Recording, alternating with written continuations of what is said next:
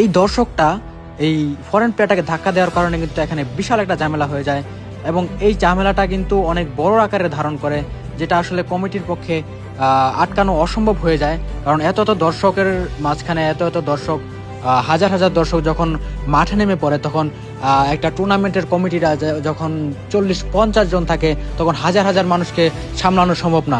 আমাদের দর্শকদের এটা বুঝতে হবে যে এরকম একটা টুর্নামেন্ট, এরকম একটা আয়োজন এত সহজে হয়ে ওঠে না। এটার পিছনে অনেক কষ্ট, অনেক ত্যাগ স্বীকার করে তারপরে এরকম টুর্নামেন্টের আয়োজন করতে হয়, এবং সেটা আমাদের মাঠে থাকা হাজার হাজার দর্শক বুঝতে চায় না।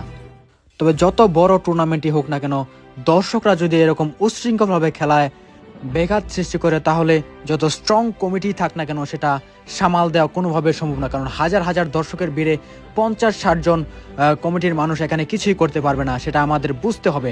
তাই দর্শকরা যারা আছেন তাদের কাছে আমার সবিনয় অনুরোধ যে এরকম টুর্নামেন্ট, এরকম সুন্দর আয়োজন যেন নষ্ট না হয় সেই দিকে খেয়াল রাখা, এবং এরকম ঝামেলা যেন আমরা খেলা দেখতে গিয়ে না করি, এবং বাহির থেকে দর্শক গিয়ে যেন কোনোভাবে কোনো প্লেয়ারের উপরে যেন কোনোভাবে অত্যাচার না করা হয়, কোনোভাবে মারধর না করা হয়, সেই জিনিসটা আমরা খেয়াল রাখবো। কারণ আমাদের বাংলাদেশ যেন ফুটবলে আরও অনেক এগিয়ে যেতে পারে এবং খেলাধুলা যেন আরও অনেক